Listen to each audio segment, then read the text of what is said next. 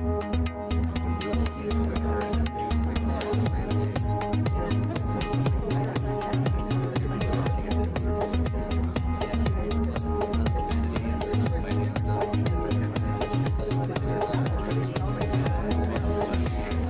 ce soir, on va parler d'un des 7 axes programmatiques de la campagne de Jean-Luc Mélenchon, qui s'appelle « Sortir des traités européens ».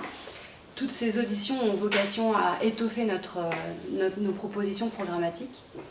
Sur la question de l'Europe ce soir, je vais commencer par un père fondateur qui s'appelle Jacques Delors, par une petite citation qui date de 1988, donc ça commence à être un petit peu ancien maintenant, mais qui a toute sa pertinence. Il disait, Jacques Delors, à l'époque président de la Commission européenne, « Dans 10 ans, 70 à 80% de la législation nationale adoptée le sera sous influence européenne. » Donc avec la loi El Khomri, par exemple, on en a un exemple très concret.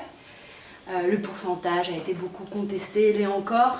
Quoi qu'il en soit, c'est le poids de l'Union européenne qui est grandissant, qui est frappant dans cette citation. Bruxelles devient une autorité légitimée de plus en plus, et de surcroît avec une politique libérale depuis ses fondements. Je crois que je n'ai pas besoin de vous convaincre là-dessus ce soir.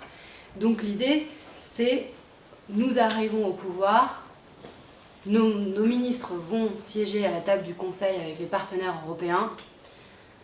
Quelle marge de manœuvre ils ont pour négocier face à la Commission européenne et pour trouver des méthodes de coopération avec les partenaires européens.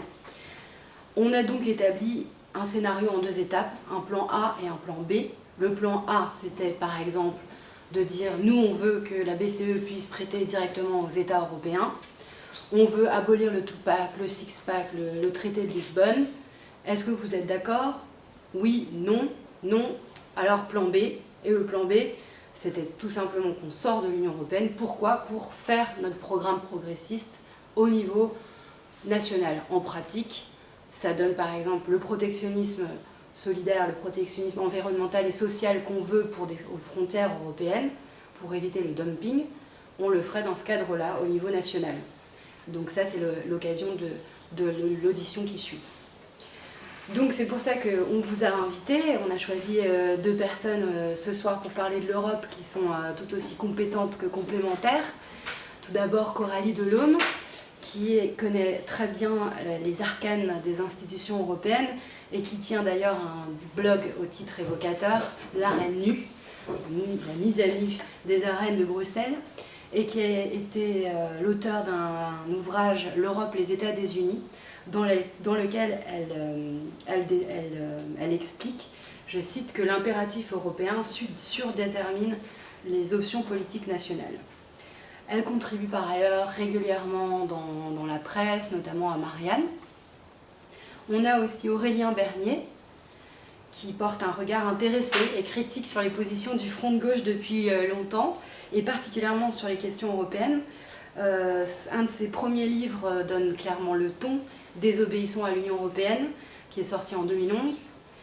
Puis il sortira un autre ouvrage qui s'appelle La gauche radicale et ses tabous, où il souligne les gros manquements dans le discours de la gauche, qu'on peut résumer de 3 ordres: la question du libre-échange, la question de la construction européenne qui va nous intéresser tout particulièrement ce soir, et la question tout aussi importante de la souveraineté nationale, et donc du dialogue entre ces 2 notions. Je vais donc passer la parole à Charlotte pour un petit mot d'introduction, puisque Charlotte Girard fait partie avec Jacques Généreux des 2 coordinateurs de la campagne, qui est maître de conférence en droit public. Merci Sophie. Alors d'abord merci d'avoir fait ce chemin pour venir à nous. Je ne vais pas du tout monopoliser la parole puisque je vais vous la donner tout de suite. D'abord à Coralie Delhomme, ensuite à vous Aurélien Bernier. Donc, nous allons vous entendre pour un quart d'heure chacun, et ensuite nous irons sur des questions plus concrètes pour vous pousser dans vos derniers retranchements. Coralie. Bon, je commence peut-être par planter un peu le décor, enfin par décrire l'affaire telle que je la sens. Bien sûr. Et puis après on verra dans les questions Moi, l'impression que j'ai qu'en fait, c'est que l'Union européenne telle qu'elle est devenue, c'est devenu un peu une machine à fabriquer de l'inégalité, mais à plein de points de vue en fait. À la fois, c'est devenu une structure très hiérarchique, où certains pays sont dominants, et en particulier l'Allemagne. Et à la fois, c'est devenu un ensemble d'institutions dont l'action se renforce mutuellement, et ces institutions ont tendance à toujours œuvrer en faveur d'une répartition de la valeur ajoutée qui profite au capital au lieu du travail. En gros, c'est ça. Alors, pour ce qui est de la hiérarchie au sein de l'Union, entre les nations de l'Union, je pense que ça s'est beaucoup vu au moment de la crise grecque. L'Allemagne aujourd'hui domine l'Union européenne et en particulier la zone euro, mais ça c'est dû à la façon même dont a été conçue la monnaie unique au départ, qui était un peu calquée sur le modèle du mark, avec notamment l'impératif d'avoir une inflation faible et maîtrisée, qui est vraiment l'obsession allemande, de par la tradition ordolibérale d'une part, et d'autre part parce qu'aujourd'hui ça correspond aux intérêts directs et immédiats de l'Allemagne. Parce que c'est un pays je pense que c'est un pays dont les choix économiques sont surdéterminés par le problème démographique, qui va avoir à faire face dans l'avenir à un problème de dépendance, de financement des retraites, un problème vraiment important, et qui donc se prépare à l'avenir, d'une part en engrangeant au détriment de ses partenaires des excédents commerciaux énormes, et ça c'est beaucoup favorisé par l'euro qui, pour l'économie allemande, est sous-évaluée, alors qu'elle est surévaluée pour l'économie d'autres pays. Et d'autre part, l'Allemagne demeure attachée à l'idée d'inflation zéro parce qu'elle a absolument besoin de préserver son épargne. C'est une donnée du vieillissement, quoi. Et je pense qu'en fait, les Allemands, d'une part, ne relanceront pas leur demande intérieure de sitôt, contrairement à ce que souhaitent certains, et ça leur a été demandé par beaucoup de monde, ça leur a été demandé par la Commission, ça leur a été demandé par les États-Unis, mais ils sont dans quelque chose, c'est un peu vital cette affaire pour eux de préservation de leur richesse pour l'avenir. Et d'autre part, la BCE qui a été faite au départ sur le modèle de la Bundesbank leur échappe quelque peu, mais pour autant, dès que la BCE prend quelques libertés, et notamment pour aider les pays d'Europe du Sud, les Allemands se braquent, et ça peut aller assez loin, ça peut aller jusqu'à des recours en justice devant la Cour constitutionnelle allemande ou devant la Cour européenne de Luxembourg. Et donc, l'affaire de dire on veut que la BCE puisse prêter directement aux États, ça, moi, je pense que ça va coincer très fort. Et pas qu'en Allemagne, ça va coincer aussi ailleurs, dans un certain nombre de pays d'Europe du Nord, dont c'est pas du tout la tradition. Par exemple, il faut savoir que la Finlande, au moment de la crise grecque, a été parmi les pays les plus virulents. Ils voulaient expulser les Grecs de la zone euro, ils ne veulent pas payer les dettes du Sud, et ils sont, eux, dans une démarche de réflexion. Ils sont en train de se demander s'ils ne vont pas sortir, en fait. Parce que voilà, on en est arrivé à des intérêts divergents entre un certain nombre de pays du Nord et les pays d'Europe du Sud, avec une monnaie unique pour tout ça. Donc ça rend les choses très compliquées. En plus, au sein du couple franco-allemand, la divergence est saillante aussi, parce que la France est un pays qui a besoin de croissance, qui n'a pas le même problème démographique que l'Allemagne, et l'Allemagne est un pays qui a besoin d'épargne. Donc on diverge complètement, et de plus en plus, et on va diverger de plus en plus.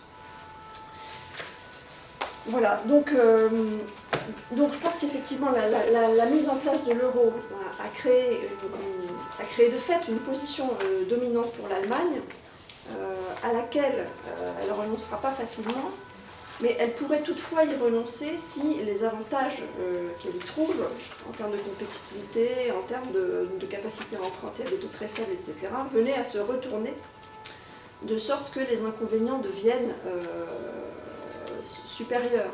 C'est-à-dire que, par exemple, si un pays auquel elle a prêté de l'argent fait faillite, ou si un pays auquel le mécanisme européen de stabilité, que l'Allemagne garantit pour des montants exorbitants, fait faillite, et bien, les Allemands vont se retrouver à devoir, de fait, payer pour les pays d'Europe du Sud, ce qu'ils ne veulent absolument pas. Donc, à mon avis, il existe quand même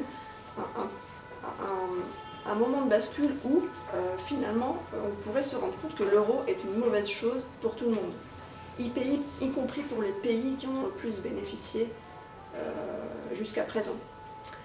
Donc, je ne sais pas dans quelle mesure il est possible de négocier une sortie concertée. Enfin, moi, je suis pour une sortie concertée, parce que je ne vois pas comment ça peut aller mieux, et je ne vois pas comment ça peut ne pas se finir par une explosion si on n'organise pas une sortie concertée de la zone euro. Ah, voilà, c'est bien ça la précision que je voulais, c'est sortie de la zone euro et non pas sortie de l'Union européenne. Le raisonnement est sur la zone euro. Là, pour l'instant, je suis sur la zone euro. Okay. Donc voilà, je ne sais pas quelle marge de négociation, je ne me rends pas compte de quelle marge de négociation il existe avec ces pays qui semblent avoir beaucoup profité de l'euro et qui peut-être sont en train de se rendre compte, et dans le cas de l'Allemagne, ils vont peut-être s'en rendre compte encore plus avec la montée d'une droite radicale qui n'existait pas et qui est très ordolibérale, et qui est très eurosceptique et qui joue beaucoup la carte de les épargnants allemands vont pâtir de l'existence de l'euro. Donc le problème va se poser de façon de plus en plus patente chez eux. Voilà. Et le deuxième point que je voulais aborder, c'est la question de l'Europe institutionnelle qui fabrique de l'inégalité, non plus cette fois-ci entre les pays, mais qui fabrique, qui génère par son action une puissance croissante du capital par rapport au travail en général.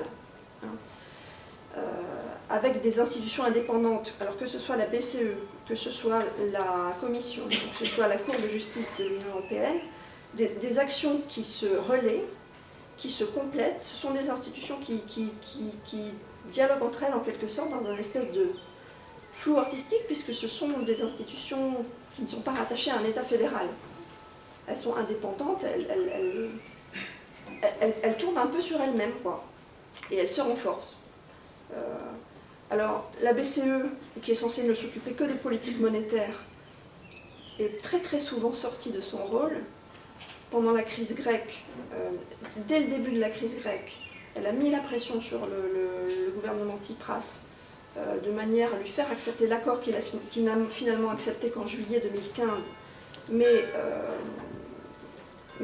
elle a œuvré en faveur de la mise en œuvre d'un mémorandum qui n'a rien à voir avec la politique monétaire, c'est de la politique économique globale.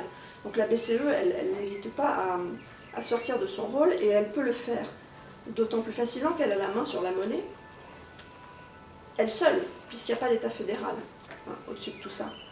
Et donc elle peut, et elle a fait ce chantage très tôt aux Grecs, elle peut expulser un pays de sa propre monnaie, parce que l'euro c'est quand même la monnaie de tous les pays de la zone euro, donc elle peut expulser un pays de sa propre monnaie et contre son gré, elle en a les moyens techniques.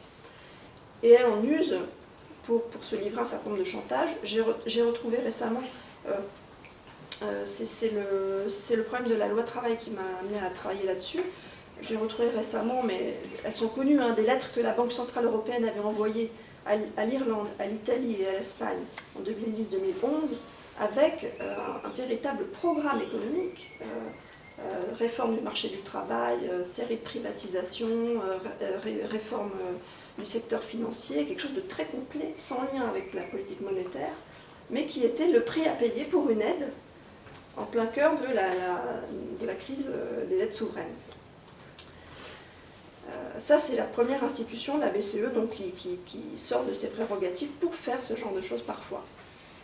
La Commission, elle, a aussi un rôle à jouer, notamment dans le cadre du semestre européen, où elle émet des préconisations qui sont toujours des préconisations de type austéritaire et de type réforme structurelle néolibérale, donc c'est toujours du moins-disant social.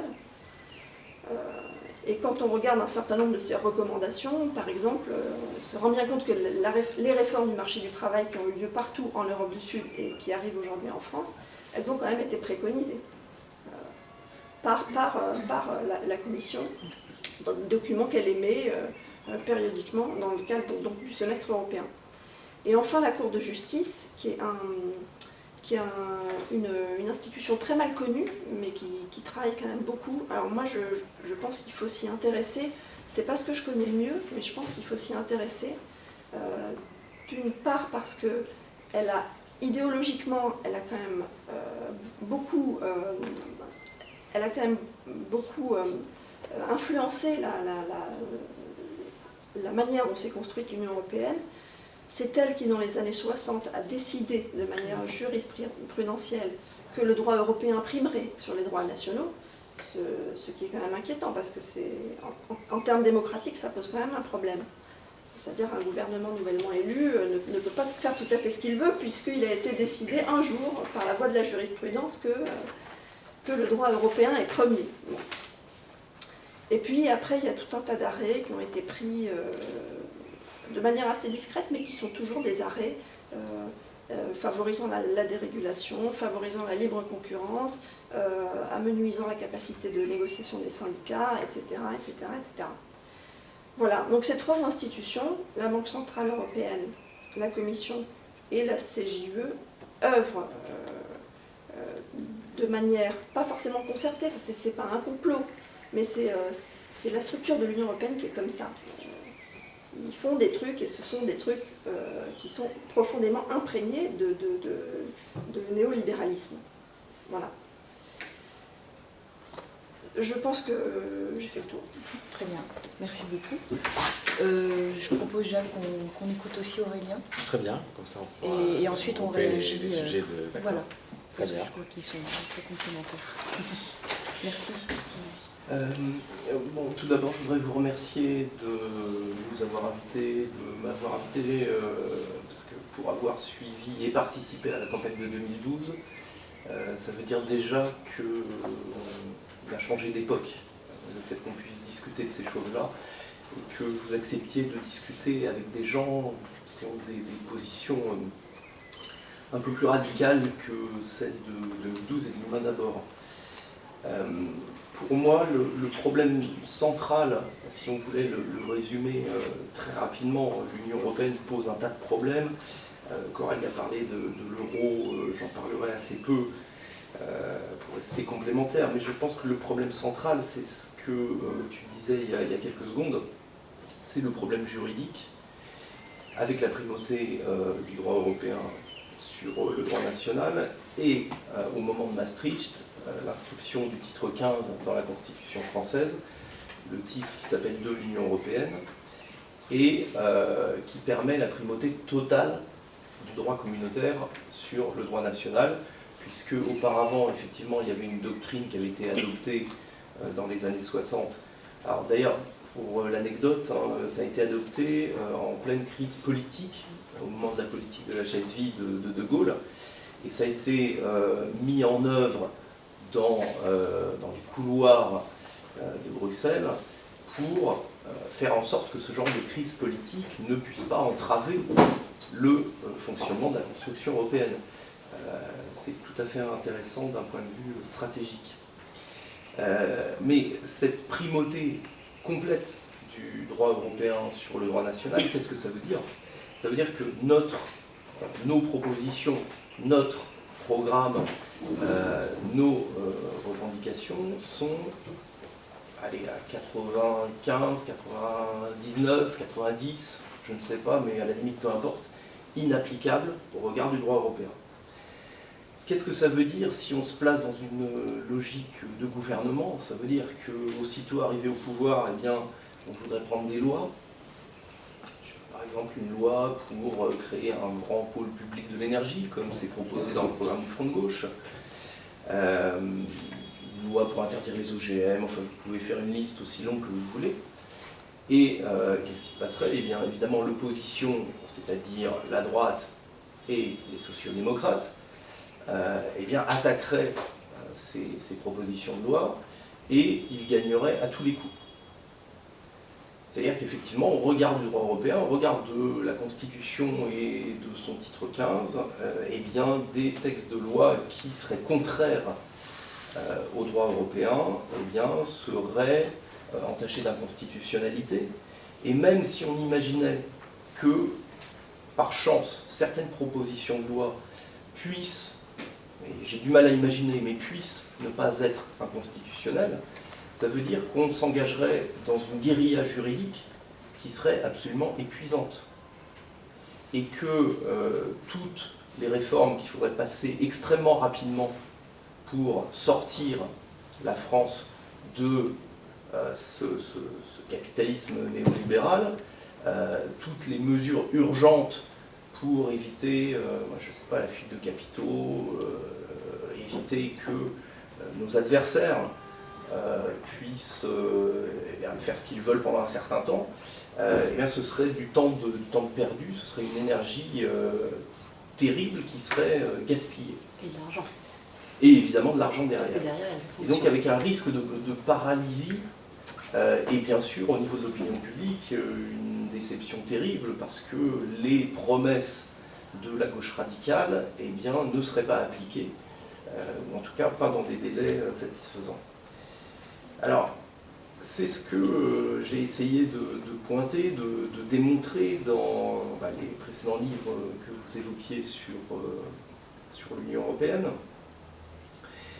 Et si on regarde ce que vous avez proposé à l'époque de la précédente campagne, donc dans le programme qui s'appelait L'humain d'abord, qu'est-ce qu'on peut en dire? À mon avis, la première chose, c'est que la question européenne dans la campagne de 2012 a été très très peu abordée. C'est-à-dire qu'on n'a pas eu de slogans, d'affiches, de tracts, de grandes campagnes sur l'Union européenne. Alors, on peut le comprendre, puisqu'on sait très bien que c'était un sujet qui fâchait entre les différentes composantes du front de gauche, mais ça veut dire que le sujet de l'Union européenne était quand même à la remorque dans la campagne de 2012. La deuxième chose, c'est que le programme Humain d'abord et la campagne qui a été faite à partir de ce programme, où on avait quand même des fois quelques nuances entre ce qui était écrit dans le programme et les interventions, mais c'est un peu normal. On parlait de rompre avec les traités européens, mais on était dans une logique de négociation. Donc de négociation avec les partenaires européens, y compris des partenaires comme l'Allemagne. La troisième chose, c'est qu'on évoquait le fait de désobéir à des directives libérales, mais on en citait certaines, la liste n'était pas exhaustive et on ne connaissait pas trop les modalités de cette désobéissance. Et puis, moi, il y a quelque chose que j'ai trouvé important. En juillet 2013, il y a eu un débat, donc après la période de campagne, entre Jean-Luc Mélenchon et Jacques Sapir. Et Jean-Luc Mélenchon exprimait la stratégie qui serait la sienne en disant qu'effectivement, il irait négocier avec Angela Merkel et que lui obtiendrait des choses, il poserait un ultimatum à Angela Merkel et qu'il y arriverait parce qu'il aurait suffisamment de force de persuasion et puis parce que, en gros, il ne se dégonflerait pas comme les autres se sont dégonflés. Voilà, à mon avis, ça pose plusieurs questions pour la séquence qui vient. La première question, c'est est-ce que l'Union européenne est un sujet vraiment important? À la limite, est-ce que les citoyens considèrent que dans une campagne présidentielle et législative, c'est important de parler de l'Union européenne? Certaines personnes m'ont dit que non. Je me souviens avoir débattu avec André Chassaigne qui m'avait dit bon, l'Europe, ça n'intéresse pas les gens. Bon. Moi, je pense que oui, que l'Europe est un sujet essentiel depuis 2005 et depuis la campagne du PCE. Et à la limite, même si je me trompais et si ça n'avait pas été si important que ça à partir de 2005, je pense que c'est un sujet essentiel depuis 2015 et depuis ce qui s'est passé en Grèce. Parce que ce qui s'est passé en Grèce, comment est-ce que les personnes qui ne sont pas forcément très politisées peuvent l'analyser? Eh bien, ils peuvent se dire, vous voyez, même quand la gauche radicale est au pouvoir, on ne peut rien faire contre l'Union européenne. Deuxième question, est-ce que la désobéissance européenne, dans sa version l'humain d'abord, est suffisante? Pour moi, la réponse est non, parce qu'il y a deux solutions. Soit le droit européen prime sur le droit national, soit c'est l'inverse. Et donc on ne peut pas avoir de désobéissance européenne qui se fasse à moitié ou par petits bouts. Elle se fait ou elle ne se fait pas. Troisième question, le mot d'ordre sortir des traités, donc vous semblez vouloir prendre comme mot d'ordre, est-il suffisant? Je pense que non, il n'est pas suffisant non plus parce que le problème ne vient pas que des traités. Il vient évidemment aussi des directives, des règlements européens, il vient de la Cour de justice européenne, il vient de tout l'arsenal européen. Et quatrième question, la stratégie de l'ultimatum à Angela Merkel est-elle convaincante? Parce que si on base une stratégie plan A, plan B sur cette stratégie de l'ultimatum, il faut quand même que ça puisse être entendable. Et là, je pense qu'il faut faire un petit peu de psychologie. Alors, je ne suis pas psychologue, je suis modeste là-dessus, mais il faut faire un petit peu de psychologie. Et il faut comprendre que cet argument de « je vais aller négocier avec l'Allemagne et vous allez voir ce que vous allez voir, je vais obtenir des choses », c'est quelque chose qui nous a été servi à chaque fois par le Parti socialiste, sous Mitterrand, sous Jospin et maintenant sous Hollande. Et que donc si la gauche radicale en campagne dit « je vais aller négocier avec Merkel et cette fois-ci, moi je vais gagner parce que j'ai plus de caractère que les autres », je ne suis absolument pas persuadé que ce soit un argument suffisant pour convaincre les électeurs que la gauche radicale ne se dégonflera pas comme l'a fait le PS et comme l'a fait Tsipras. Parce qu'aujourd'hui, je crains que négocier avec l'Allemagne, ce soit un peu le synonyme de se coucher devant l'Allemagne, dans l'inconscient collectif. Alors, moi, si je devais faire une proposition modestement, je pense qu'il faudrait absolument agir avant d'aller négocier.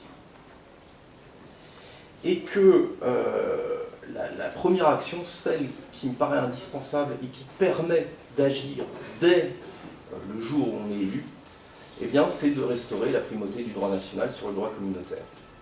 Et moi, j'aurais tendance à dire, plutôt que de sortir des traités, le mot d'ordre qui me paraîtrait le plus intéressant, ce serait de sortir le droit européen de la Constitution française. Ensuite, une fois qu'on a fait ça, et si c'est clairement dans un programme de campagne, il n'y a pas besoin d'attendre une constituante pour le faire. On est élu, on a la légitimité populaire pour sortir le droit européen de la Constitution française et restaurer la primauté du droit national. Ensuite, on peut aller négocier avec Merkel, mais ça change complètement le rapport de force. C'est-à-dire qu'on s'est déjà donné les moyens d'agir et de ne pas rester prisonnier. Et pour terminer, je voudrais ajouter une chose qui sort un petit peu du sujet, mais qui me paraît tout à fait importante. Je pense que cette position que je viens de vous donner est entendable par une grande partie de l'électorat potentiel de la gauche radicale, et qu'on sait bien que c'est quelque chose qui coince à gauche, parce que quand vous parlez de sortir de l'euro, quand vous parlez de restaurer la primauté du droit national sur le droit communautaire, on vous traite tout de suite de nationaliste. Ça m'est arrivé, c'est arrivé à Jacques, c'est arrivé à Jean-Luc Mélenchon, et on a une partie de la gauche radicale qui est très sceptique sur ces questions. Alors il y a des gens qui font preuve de mauvaise foi, donc ceux-là on ne peut rien pour eux, et puis il y a des gens qui le font de bonne foi, et qui ont raison. C'est-à-dire que il faut bien voir qu'on a déserté, à mon avis, le sujet de la coopération internationale.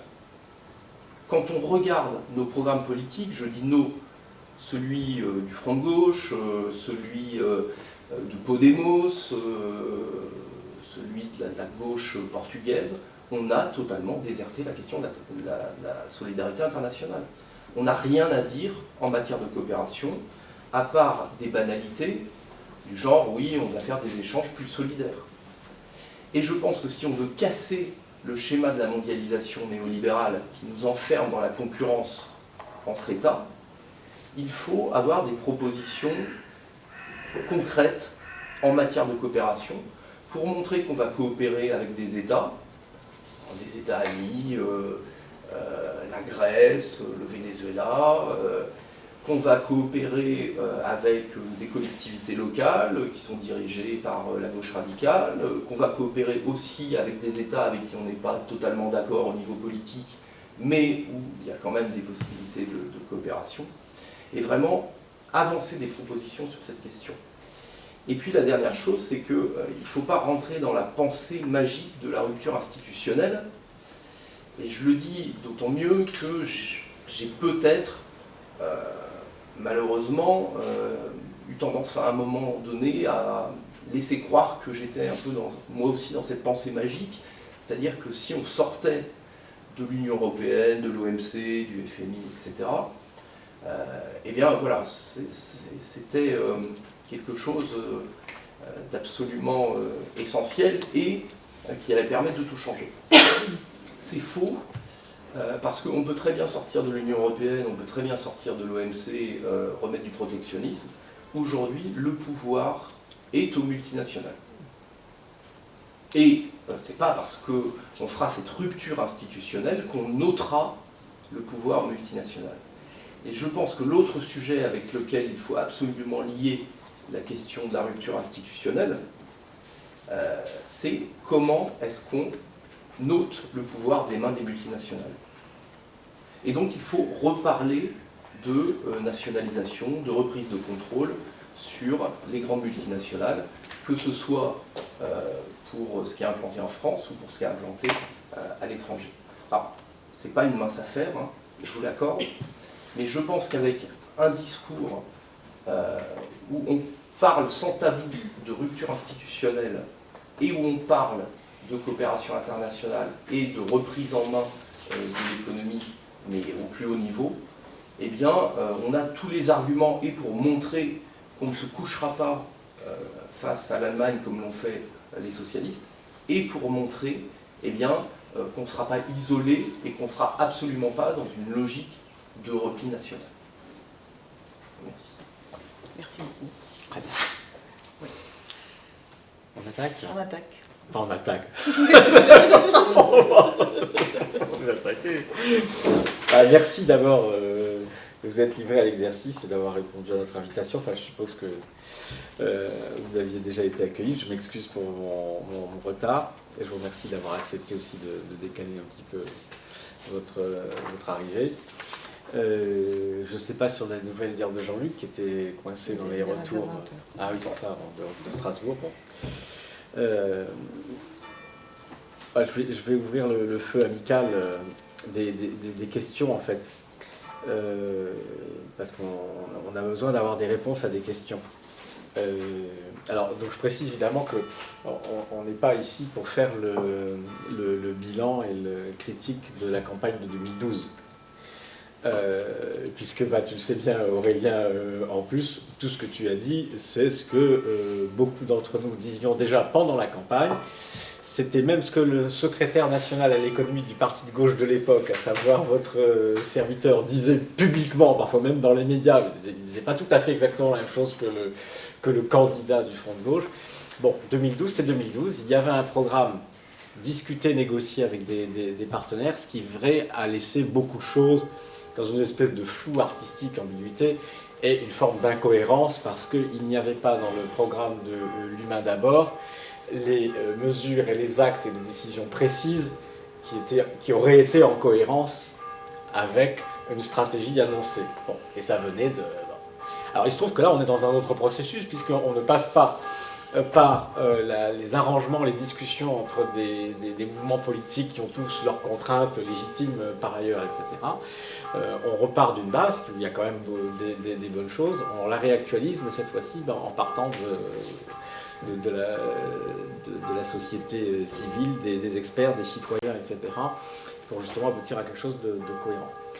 Donc, en fait, il faut éviter des faux débats parce que les questions sont précises. en particulier tout ce que tu as dit là, Aurélien, enfin en tout cas ce qui concerne la question de la primauté du droit européen et que vous avez rappelé sur le droit français, des difficultés évidentes qu'aurait un gouvernement qui voudrait désobéir au traité dans le cadre juridique actuel et de ce qui se passerait. Tout ça, c'est ce que nous disons déjà. Et tout ça, c'est déjà, en fait, en tout cas pour ce qui est beaucoup d'entre nous, y compris moi, depuis l'origine, ce qui est en fait la base de notre programme. Parce que ça va de soi. La base de notre programme, c'est qu'il faut abolir la primauté du droit européen sur le droit français. Donc évidemment, ça passe par une réforme de la Constitution. Donc ça, on le sait. Et c'est évidemment une des premières choses qui serait mise en place et qui sera inscrite dans le programme. Donc les gens auront voté pour ça.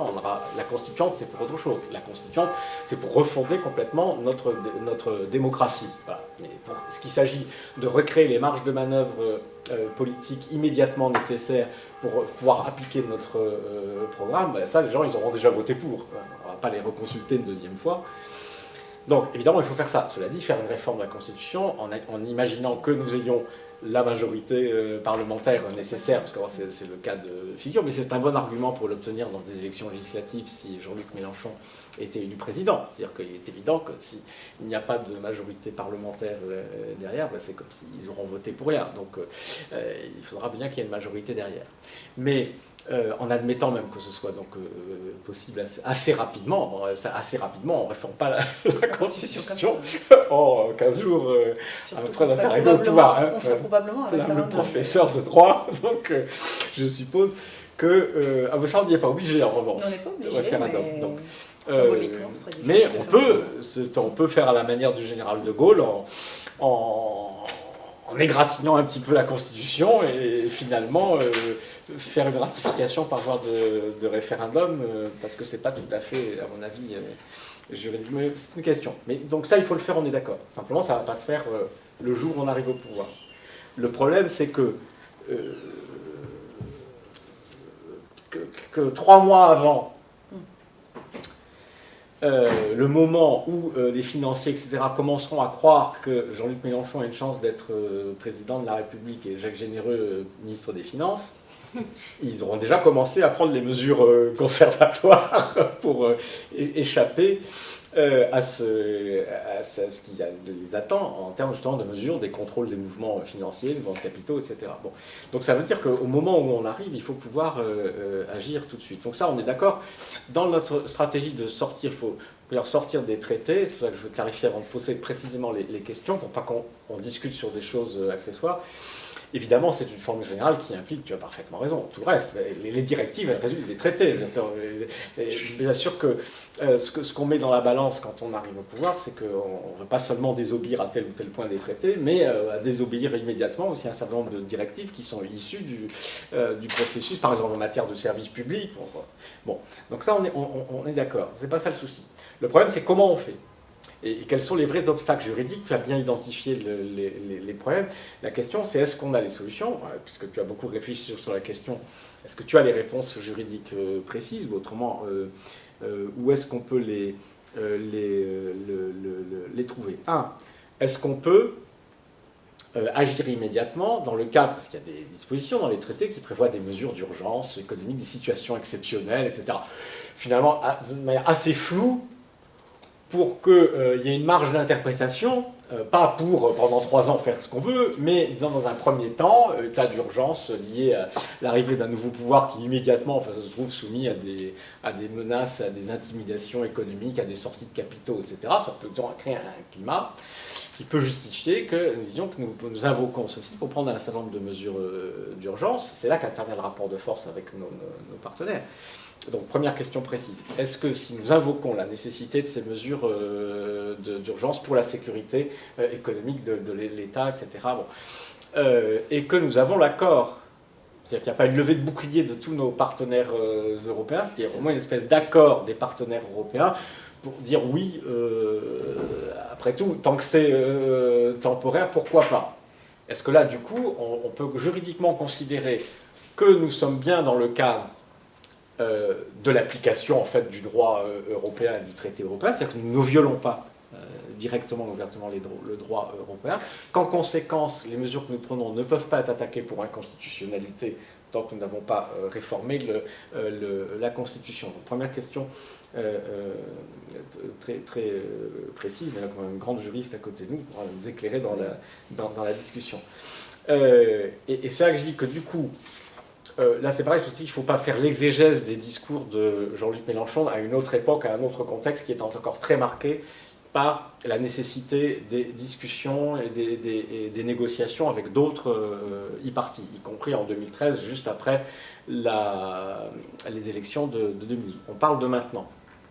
Et donc, quand nous disons négocier avec les partenaires, aller voir nos partenaires, que les choses soient claires. C'est agir d'abord, c'est-à-dire c'est leur envoyer un mémorandum dans lequel d'abord, ça sera inscrit dans notre programme, donc ils seront prévenus à l'avance, on annonce l'ensemble des choses que la France ne peut plus appliquer de manière immédiate, les mesures d'urgence qu'elle sera obligée de prendre, le fait qu'elle va abolir la suprématie du droit européen sur le droit français, et que partant de ça, ce qui est non négociable, ce qui est négociable, c'est en fait comment on va faire pour essayer de gérer si possible ensemble cette situation qui est créée par le fait que le peuple français, de toute façon, et il aura donné mandat pour ça, ne veut plus appliquer les traités tels qu'ils sont là. La chose étant clairement, et ça c'est le premier acte politique, c'est de dire de toute façon nous allons sortir de l'application des traités tels qu'ils sont, ou des traités tout simplement, purement et simplement. Ce qui est sur la table, c'est comment voulez-vous que nous en sortions ? Parce que nous ne sommes pas anti-européens, notre projet n'est pas de détruire l'Union européenne, nous craignons au contraire que de toute façon ce soit déjà fait, et en grande partie lancé. Donc, notre souci c'est de poser comme acte que de toute façon il va falloir sortir, et que ce que nous voulons discuter, c'est comment on fait. C'est-à-dire, est-ce qu'on en sort tous ensemble ? Parce qu'il y a un moyen d'en sortir tous ensemble. Si la réponse est non, c'est est-ce que on en sort par petits groupes, etc. Et lesquels ? Donc, toutes les options et toutes les possibilités sont sur la table en matière d'arrangement institutionnel, en matière d'arrangement du nouveau système monétaire, etc. La seule chose qui n'est pas en débat, en discussion, c'est que de toute façon, à la fin, sur la liste dite précise des éléments qui ont été validés par le suffrage universel, de toute façon, la France ne pratiquera plus ça. Alors, cet acte étant posé, c'est autre chose que de dire, et c'est pas le même discours, parce que c'était un autre contexte, que de dire, oui, nous, enfin, on va faire le bras de fer. Non, c'est pas qu'avec Angela Merkel. Angela Merkel, elle n'est que Angela Merkel, ce n'est que l'Allemagne. C'est-à-dire, c'est pas rien, c'est important. Mais la France, c'est pas rien non plus, c'est important. On dit, il n'y a pas d'Union européenne sans la France. Si la France sort de l'euro, il n'y a plus de l'euro. Si elle sort de l'Union européenne, il n'y a plus d'Union européenne. Donc ceci n'est pas en débat. Donc nous ne faisons pas de la politique fiction, parce que la France n'est pas Chypre. C'est-à-dire on ne peut pas soumettre la France à un blocus financier. La Banque centrale ne va pas décréter et décider qu'elle traite la France comme une sous-préfecture d'une île grecque. Parce que faire ça, c'est faire exploser l'Union européenne. Donc nous nous situons dans ce cadre la réalité. Et donc du coup, la question précise, ce n'est pas la procédure de négociation, c'est véritablement, voilà, dans le timing, nos marges de manœuvre, justement, juridiques, en fait, essentiellement. Parce que le principal obstacle, à mon avis, ne viendrait pas, justement, des partenaires européens, parce que je vous garantis que la tête qu'ils feront quand nous irons à la table des négociations et que s'ils ne veulent pas discuter, nous repartirons instantanément, ce ne sera pas du genre Lionel Jospin qui va à Amsterdam dire le peuple a dit que, etc. Ah, vous n'êtes pas d'accord, ben non, je signe. C'est ah, vous ne voulez pas discuter, ben au revoir. De toute façon, nous, vous avez la liste, vous savez ce qu'on va faire. Bon, ben, je vous garantis qu'ils courront vite derrière. Pour qu'il y ait des discussions. C'est pas de là que viendra le danger. Le danger, tu l'as bien identifié. Il viendra d'abord de ce que nous sommes dans un cadre tel qu'il y aura des gens ici qui auront les moyens juridiques de nous empêcher. Donc ça, c'est le premier verrou qu'il faut débloquer. Il faudrait voir à vous d'abord comment le débloquer.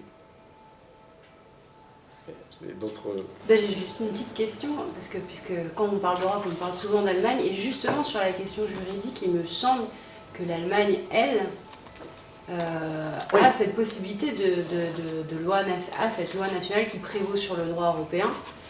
Mais c'est peut-être vous qui connaissez mieux pour le coup. C'est ce que répète régulièrement la Cour constitutionnelle allemande, de Karlsruhe. Ils ont toujours recours à la Cour constitutionnelle, et c'est elle qui fait prévaloir la souveraineté nationale allemande. Hein. Toujours, oui. Et en quoi ça, c'est un facteur explicatif de leur dans leur marge de manœuvre sur le champ politique national? Ou alors c'est parce que Bruxelles leur est tellement acquis de toute façon que ça les aide pas tellement. Ce critère juridique-là, chez eux, les aide pas tellement vu que Bruxelles leur est acquis, ou est-ce que ça leur donne est-ce que c'est une aide pour eux d'avoir ce... Dans certains cas, oui. Ils ne demandent pas l'avis, en fait. C'est l'Allemagne, c'est ce qu'on vient de dire. La France, c'est la France. Il n'y a plus la France, il n'y a plus d'Europe. Il n'y a plus l'Allemagne, il n'y a plus d'Europe. L'Allemagne, elle fait ce qu'elle veut, mais c'est pas ça. Mais à l'époque du pacte, je veux dire, tout le monde a violé les traités quasiment. Le fameux pacte de stabilité budgétaire de Maastricht et d'Amsterdam, il a été violé par l'Allemagne, par la France, etc. Ils n'ont même pas été sanctionnés. On viole les traités quand on veut, la question n'est pas là.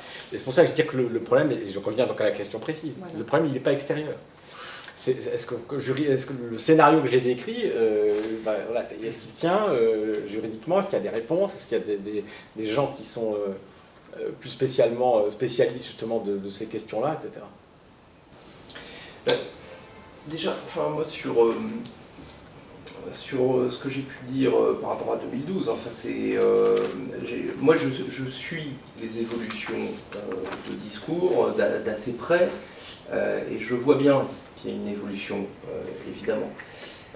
Après, je pense qu'il reste dans la mémoire collective, c'est quand même la campagne de 2012. Et moi j'insiste vraiment sur l'importance de mettre la modification de la Constitution, donc, que tu dis acquise, en première ligne du programme. C'est-à-dire c'est quelque chose de tellement fondamental qu'avant de parler du reste, il faut dire ça. Oh, d'accord, ça on est d'accord, on a entendu, mais bon, on va faire un débat sur la stratégie de communication, mais on a entendu ça et je suis assez d'accord avec ça. C'est pas une question de communication. Et une fois qu'on a dit ça, pendant le temps où on peut le faire, si ça prend 3 ou 4 mois, on peut rien faire. La grosse difficulté, et là je pense qu'il faudra consulter des juristes, moi je ne suis pas juriste donc je ne pourrais pas forcément répondre très précisément, c'est qu'effectivement on va être attaqué de toutes parts, avant même, si les sondages prédisent la victoire de Jean-Luc Mélenchon, avant même que l'élection ait lieu. Ça veut dire fuite de capitaux, etc. Et donc ça veut dire que cette manœuvre de remettre la primauté du droit national, il faut qu'elle aille très très vite. Et dans le bouquin de 2011, j'étais partisan de le faire par référendum parce que effectivement c'est quelque chose de tellement important que c'est ce qu'on a envie de faire spontanément. Mais là, je pense que si le cas se présenterait, on n'aurait pas le temps. C'est-à-dire qu'il faudrait faire ce changement constitutionnel dans les délais les plus courts possibles. Parce que sinon, effectivement, on est pendant 3-6 mois pieds et poings liés. Je parle sous ton contrôle, mais ce ne serait pas spécialement plus rapide par une voie parlementaire, au contraire. Non. Puisque là, en plus, il y a les assemblées, le Parlement, le machin, et le référendum. C'est-à-dire qu'on a deux passages devant le Parlement. Bah oui. C'est-à-dire d'abord un passage pour s'accorder sur un texte dans les mêmes termes, et ensuite la procédure du Congrès. C'est plutôt même plus long que par la voie référendaire. Oui, parce que pour le référendum, on peut immédiatement, tout de suite après le vote dans les mêmes termes, on peut convoquer un référendum. Voilà. Donc ça veut dire qu'il faut, le temps que l'Assemblée d'abord soit constituée, donc il faut que l'élection législative ait eu lieu, il faut que les deux assemblées se soient constituées et discutées, donc là on est à l'été. On a eu ça, en 2012, ils ont réussi à voter quelque chose fin août, non même début, 6 août 2012, je crois qu'il y a eu une première loi sur la réforme de la justice, un truc comme ça. Donc là, c'est possible en fait en août, d'avoir un premier accord entre les deux chambres. Et ensuite, on passe au référendum qu'on peut faire en septembre. De toute façon. Voilà. Donc, mais voilà, on a 3-4 mois dans la vue. Mais on peut aussi ne pas non plus appliquer le droit en attendant que la... C'est ça. C'est ça le sens de ma Eh ben question. là, il faut demander à un juriste. Oui, voilà. Il faut D'accord. un juriste, ça s'improvise pas. Enfin, Oui. pardon. Non, je sais bien, non, mais pardon, non, Alors- c'est pas bon, mais c'est comme Aurélien mettait directement l'action là-dessus, je pensais peut-être, je me trompe, parce que je sais qu'il n'est pas juriste, mais il a peut-être, lui, spécialement étudier ce point-là. Mais on a toujours le choix de ne pas appliquer le droit. Hein. Ah oui, On a toujours le choix de commettre des fautes Oui. juridiquement répréhensibles. La seule chose, c'est qu'effectivement, on aura des recours. Effectivement, on peut avoir des mesures de rétorsion assez rapides, y compris financières surtout. C'est-à-dire que si la commission peut agir... Ah oui, tout de non, suite. qu'il puisse. Tu vois. Est-ce qu'elle va le faire? Bah oui, elle va le faire. Qu'ils dans un puissent, premier mais temps. qu'ils osent. Je n'y crois pas une seconde. Mais en même temps, Mais peu importe, c'est pas grave, parce que des sanctions financières, on n'en a strictement rien à faire. Quelle importance. Notre problème n'est pas un problème d'argent. Les amendes de la Commission européenne, ça c'est de la broutilles, c'est certainement ça que vous arrêtez. La question c'est que si à chaque fois qu'on annonce une mesure, qu'on prend un décret ou qu'on fait voter une loi dans un cadre légal, mais c'est anticonstitutionnel et que l'opposition peut le faire annuler par le Conseil constitutionnel, là on se trouve bloqué. Donc c'est ça qu'il faut voir. Donc il y aura cette question, mais donc, je comprends bien que vous n'avez pas la réponse et qu'il faudra qu'on la creuse. Alors, Du recours aux mesures exceptionnelles. prend du temps aussi. Oui. C'est-à-dire qu'à mon avis, il faudra jouer sur les deux tableaux. C'est le C'est-à-dire temps des procédures. Bien sûr. poser des projets de loi dont on sait qu'ils seront retoqués, mais pour agir tout de suite, mais engager également tout de suite la procédure. Alors après, référendum ou parlementaire, on s'en fout, ça c'est de la technique, mais engager la procédure qui va permettre de changer la Constitution. Il faut faire les deux en même temps. Oui, non, bien sûr. Il faut aussi paralyser, essayer de paralyser les adversaires en les emmenant sur des procédures juridiques. Donc finalement, ils seront victimes des délais de la justice. On va réformer la Constitution. Oui. Moi j'avais une question à vous poser plus directement compte tenu de ce que vous avez dit. Alors je suis désolé parce que comme j'ai un peu raté le début du film, qui avait l'air passionnant, mais au moment où je suis arrivé, finalement je me suis dit en vous écoutant, parce que je disais que la sortie groupée, c'était pas, vous n'étiez pas contre, mais que c'était pas évident. Mais compte tenu de ce que vous disiez sur les désaccords d'intérêt, finalement le truc était devenu tellement finalement nocif pour un peu tout le monde en Europe, que je me disais en vous écoutant, mais finalement, est-ce que du coup, une sortie groupée, par exemple des pays d'Europe du Sud, n'est pas en réalité du coup facilitée par cette situation, dans la mesure où on peut avoir finalement un groupe de pays du Nord qui serait plutôt finalement dans une position, bon, après tout, s'ils veulent faire leur truc dans leur coin et que du coup, nous, on prend plus le risque dans cette union élargie d'avoir à être ceux qui doivent garantir la stabilité financière, secourir les Grecs, les Italiens, etc. Bah après tout, oui, pourquoi pas, on est plutôt prêt à en discuter, ça nous arrangerait à la limite. Le problème, c'est que j'arrive pas. J'ai l'impression que les pays du Nord seraient plus demandeurs de se débarrasser du Sud, du fardeau, que les pays du Sud ne seraient volontaires pour s'allier avec la France pour le faire. Ah oui, alors pourquoi ça? Pourquoi? Je sais pas, quand on écoute les discours de Podemos, ils sont très frileux sur l'Europe. Oui, mais ça c'est normal, ils sont dans l'enfance. On a vu ce qui... Ben oui, mais 2017 c'est bientôt et on a vu ce qui s'est passé en Grèce et Tsipras a tellement posé dès le départ que la sortie de l'euro pour lui c'était l'horreur, que ça s'est vu et que du coup on l'a menacé d'expulsion. C'est-à-dire que le truc a été retourné contre lui. C'est vrai. Et j'ai l'impression que les pays d'Europe du Sud ne sont pas tellement désireux enfin, peut-être la Grèce maintenant, mais l'Espagne, l'Italie, peut-être l'Italie, je sais pas.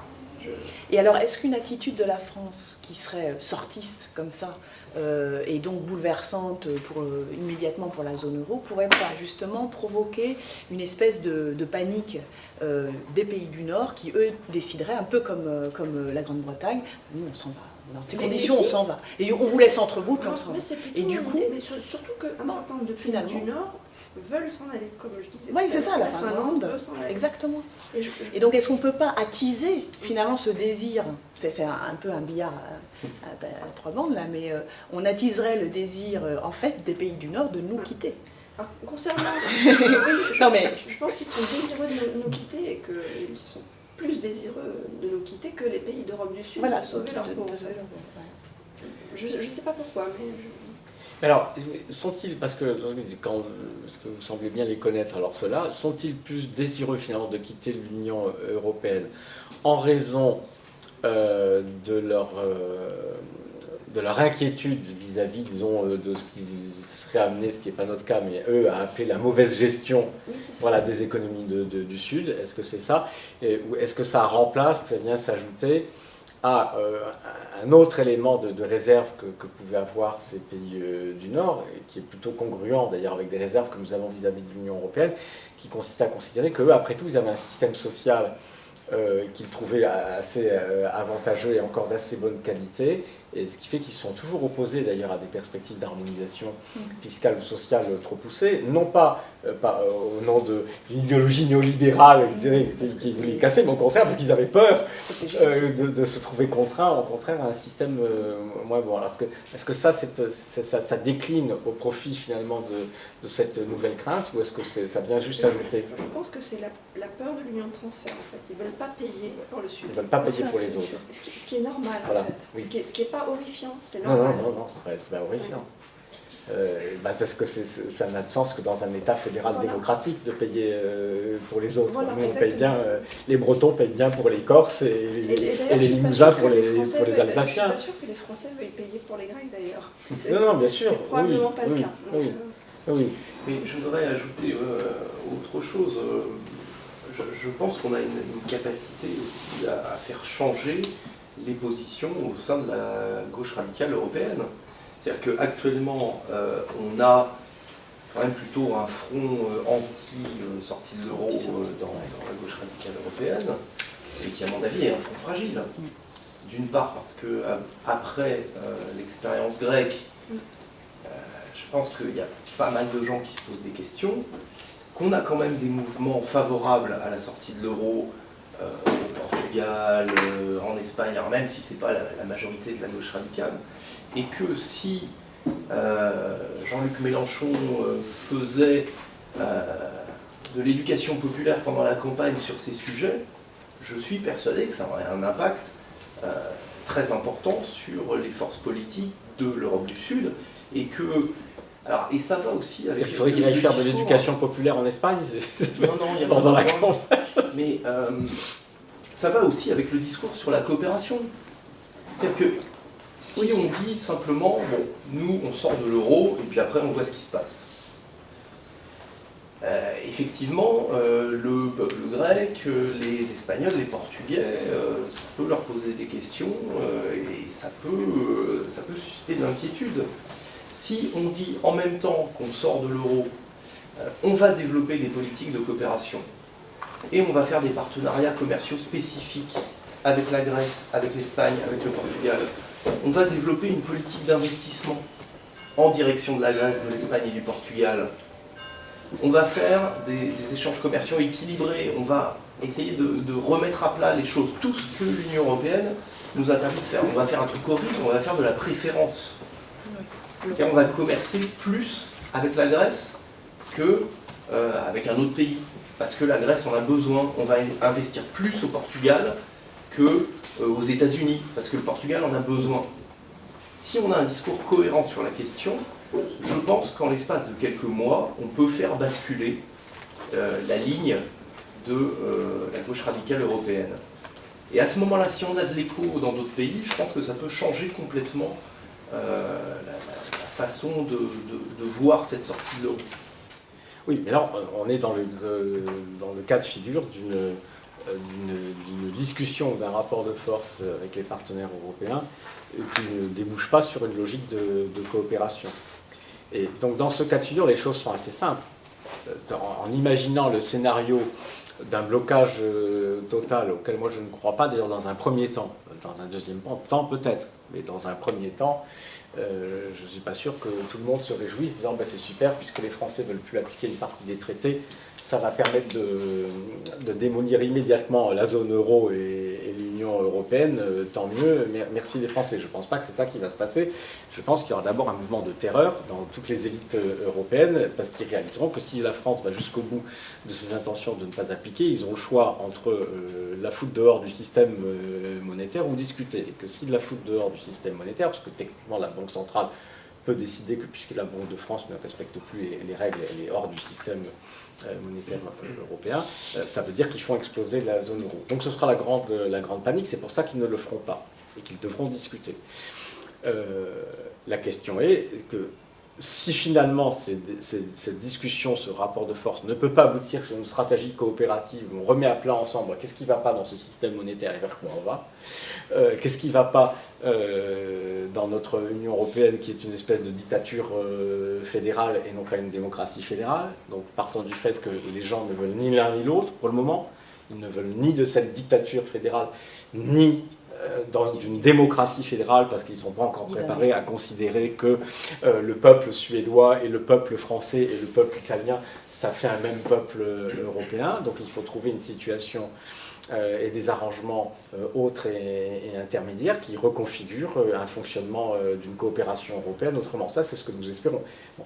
Dans l'hypothèse où finalement ça arrive à un blocage, un clash, alors après, la question du ralliement des gauches radicales ou pas radicales, etc., me paraît être une question parfaitement accessoire. Parce que si on est dans la configuration où, par exemple, la zone euro éclate du fait d'un conflit insurmontable entre la France, l'Allemagne, par exemple, bon, si la zone euro éclate, je vois difficilement comment l'Italie et l'Espagne pourraient rester dans une espèce d'alliance monétaire avec l'Allemagne et les pays du Nord, avec leur principal partenaire économique, commercial, voisin, qui serait, lui, dans un autre système monétaire. Ça n'a pas de sens.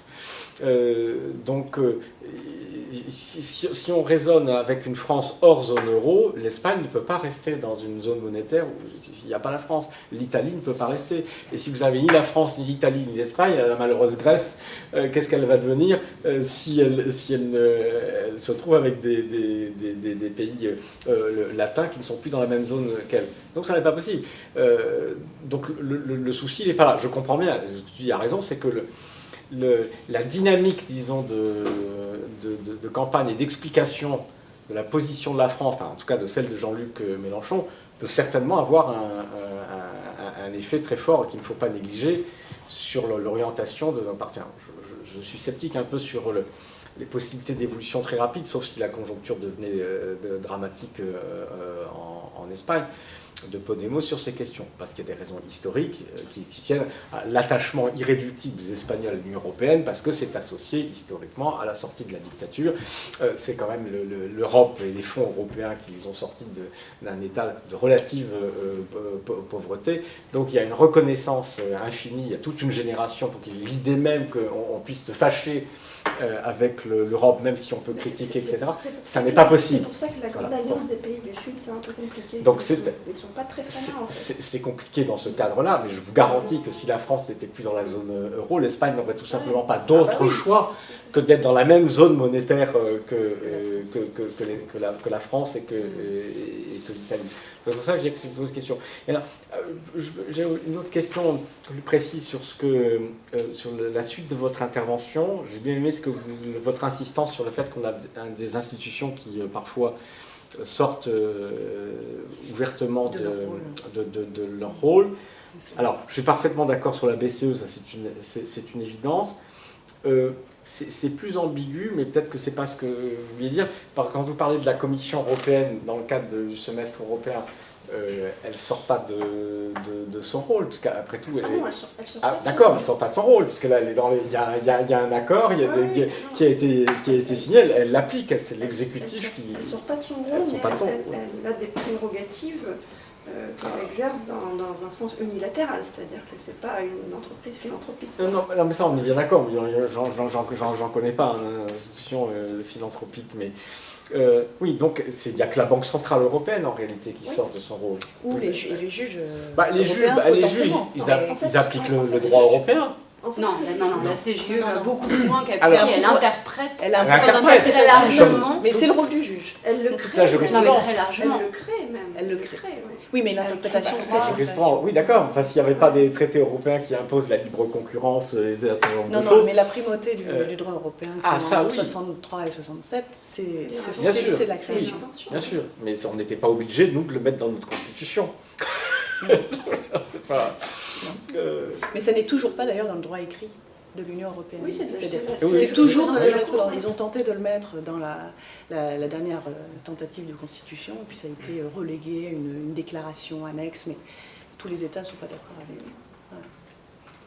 Et moi, je veux savoir, parce que j'ai l'impression qu'on s'est un peu centralisé sur la question de la zone monétaire, de la zone euro, alors que en fait, toutes ces recommandations périodiques que la Commission fait, dans laquelle elle a notamment demandé à beaucoup de pays d'Europe du Sud ces flexibilités du marché du travail dont vous parliez tout à l'heure, ça c'est hors, on est hors zone euro là. Bien sûr. Ça s'adresse aussi à des pays qui sont pas membres de la zone euro. Donc du coup, c'est pas simplement, enfin, puisqu'on a un peu dérivé, c'est pas simplement la question de la zone euro, parce que le semestre européen, etc. Donc à terme, effectivement, là, on revient encore à du droit, mais à terme, le grand souci, c'est de mettre le two-pack, le six-pack, ces traités budgétaires qui sont pour l'instant du ressort du droit international dans du droit communautaire. Là, c'est ce qu'ils essayent de... C'est ce qu'ils sont en train de préparer les consciences à ça. L'idée, c'est, je crois qu'on est sur un plan qui est d'ici à 2025, ce qui fait dire qu'il y a un traité qui est en cours de préparation, etc. Alors qu'en réalité, bon, ce qu'ils sont en train de faire à partir de l'année prochaine, c'est de mettre en place un groupe de travail, de réflexion, avec des juristes, pour plancher sur un éventuel autre traité. Dans le contexte politique actuel, ils ne vont pas le sortir ni cette année ni l'année prochaine, c'est sûr, et qu'il y aura le moins de fuites possible. Mais voilà, on est sur à long terme d'ici à 2025, avec également une représentation unique de l'Union européenne au FMI et dans ce genre d'organisme. Ça aussi, c'est très important par rapport à ce que vous disiez tout à l'heure, Aurélien, sur la représentation, enfin, sur voilà, dire on sort aussi de ces organes-là, même si j'ai bien entendu l'autre partie qui est de créer d'autres zones, des institutions alternatives. C'était un peu d'ailleurs l'idée de l'Amérique latine de créer une coopération régionale soutenue avec l'ELBA. Voilà, c'était juste pour voir si on était bien d'accord sur le fait que c'était pas uniquement la question monétaire. Oui, c'est pas uniquement la question monétaire. Mais les pays qui n'ont pas l'euro sont quand même beaucoup plus libres. Parce que le vrai objet fédéral, c'est l'euro quand même. Et la vraie institution fédérale, c'est la BCE. Les autres sont plus libres. Il y a quand même la libre concurrence, le marché unique qui impose la dictature d'un modèle, et parce qu'un des forces des multinationales, parce que je parlais justement de s'attaquer au pouvoir des multinationales, on s'y attaque pas seulement par des éventuellement reprises de contrôle d'activité, mais on s'y attaque principalement en attaquant ce qui leur donne le pouvoir. Et ce qui leur donne le pouvoir, c'est pas juste le fait d'être propriétaire du capital des entreprises, ce sont toutes les prérogatives exorbitantes que leur donne la propriété de leur argent, parce qu'ils ont la liberté d'en faire ce qu'ils veulent et de le faire circuler partout où ils le veulent, dans n'importe quelle condition. Donc si on bloque la libre circulation des capitaux et des transferts d'actifs financiers, on bloque le pouvoir des multinationales, et il s'appuie sur la mise en compétition généralisée qui est liée à la libre concurrence, qui permet la mise en compétition des territoires, etc. Et donc de créer toutes les pressions, et sur les travailleurs comme sur les institutions publiques, pour obtenir ce qu'ils veulent. Mais si on porte atteinte à la libre concurrence pour mettre en place une forme de coopération commerciale, de ce qu'on appelle le protectionnisme solidaire, et qu'on contrôle les mouvements de capitaux, il n'y a plus de... Enfin, ce pouvoir est quasiment annihilé. Ce qui pose le problème, effectivement, plus général, Mais peut-être que vous vouliez ajouter d'ailleurs des choses sur l'Union européenne, parce qu'on n'a pas trop parlé, parce qu'il m'avait semblé que j'ai compris, peut-être suite à une intervention de Charlotte, que vous disiez là pour le moment je suis concentré sur ce que je vais vous dire sur la zone euro, mais vous me laissez entendre que peut-être vous aviez aussi des choses à me dire plus largement sur l'Union européenne. On ne sait pas encore ce que va donner le référendum britannique et il se peut quand même qu'il précipite les choses. Si les Anglais sortent, on ne sait pas ce que ça peut créer en fait. On n'a pas d'idée. Soit ça va renforcer tous les gens qui veulent sortir, soit il va y avoir une reprise en main continentale, quoi. Ça, on ne sait pas. On sait même pas ce qu'il vaut. Oui, ouais. d'autant plus que la zone euro elle-même, de toute façon, n'est pas concernée presque par le Brexit. C'est-à-dire que ça ne touchera pas. Est-ce qu'il peut y avoir un impact du Brexit sur la zone euro elle-même? J'ai peur d'une espèce de tentative de reprise en main, d'approfondissement du fédéralisme, en fait. D'accord. Moi, je crois qu'on surestime quand même largement, parce que le cas de figure vraiment d'un... Bon, après, on verra bien s'il y a Brexit ou pas. Je crois qu'il y a quand même une âme fondamentalement conservatrice chez les citoyens britanniques et de peur de l'inconnu, mais bon, on verra. C'est vrai que les derniers sondages indiquent une légère avance du Brexit. Auquel cas, on part sur 2 ans de négociations avec la Commission européenne. Je pense qu'un homme avisé comme Cameron n'est pas complètement fou et qu'il sait que la principale, ces échanges se font avec le marché commun. Et donc je pense qu'on va avoir une espèce de retournement. On va peut-être avoir finalement un Cameron qui demande des opt-in après avoir eu des vagues d'opt-out. Ça peut aussi aider à montrer que hors Union européenne, il peut y avoir un salut. Ça peut prouver par exemple que c'est pas... Parce qu'en ce moment, le débat, on a un peu l'impression c'est soit on reste dans ce qui est, soit on va se replier dans une espèce de coquille étanche, mais ce ne sera pas du tout le cas. Mais ce que vous dites est déjà arrivé d'ailleurs. La Norvège a refusé 2 fois de rentrer dans l'Union européenne. Par référendum, et non clairement. Dès le lendemain du non, la Norvège négociait que toutes les conditions du marché commun s'appliquent entre l'Europe et la Norvège. Je veux dire, il se passera exactement la même chose avec si jamais il y a Brexit. Mais bon, je pense que ça peut quand même démystifier le principe de la sortie de l'Union européenne. C'est évident. Et c'est pour ça qu'il faut souhaiter, à mon avis, une victoire du Brexit. Ça ne changera pas la politique de Cameron, ça c'est absolument clair. Enfin, ça c'est le souhaiter. Ça c'est l'affaire c'est l'affaire des citoyens du Royaume-Uni. Oui. Ce qui est certain, c'est que, c'est une bonne chose déjà que quelqu'un ait l'idée de rappeler que la participation à l'Union européenne n'est pas un truc qui est gravé dans le marbre pour toutes les générations futures si les peuples n'y trouvent plus leur intérêt. Donc je trouve qu'en soi, c'est déjà un événement, quel que soit le résultat, ça c'est aux Anglais de décider, que c'est une excellente chose qu'il soit rappelé que la participation et l'inscription d'un peuple dans l'Union européenne est le résultat de cette volonté populaire et n'a pas d'autre fondement de possibilité de durée que cette volonté populaire. Donc on redemande de temps en temps, et ça pourrait inspirer une des réformes de l'Union européenne, qu'on prévoit par exemple que tous les 10 ans, un grand référendum organisé au niveau européen pour demander aux citoyens européens de faire le bilan et de dire est-ce que vous voulez rester là-dedans? Est-ce que vous voulez qu'on engage un processus de rediscussion des traités de fondation ou est-ce que vous voulez en sortir? Ce serait un excellent exercice. Donc ça, c'est une bonne chose. Ensuite, sur le résultat, je vais peut-être penser comme vous, mais c'est une discussion intéressante. Mais moi, je suis absolument convaincu que s'il y avait Brexit, ça aurait plutôt, et même probablement, que des effets positifs pour l'Union européenne. La première, qui est le corollaire de ce que je viens de dire juste avant et de ce que vous avez dit, c'est que, d'abord, ça montre que c'est possible. Donc ça, sans transformation en Corée du Nord immédiate. Ça montre que c'est possible sans catastrophe, parce que ce ne sera pas une catastrophe.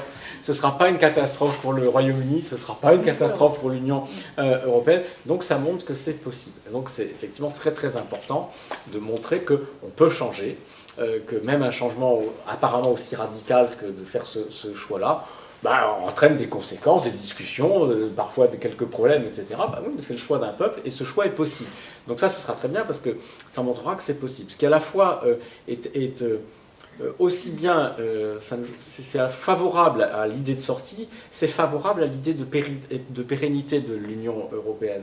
Parce qu'une union est plus pérenne, disons, dans la paix et la stabilité, quand on sait qu'on a le droit d'en sortir à tout moment si on en exprime majoritairement le désir. Et alors l'autre effet positif, je termine là-dessus parce que vous n'êtes pas forcément d'accord sous ma question, c'est que je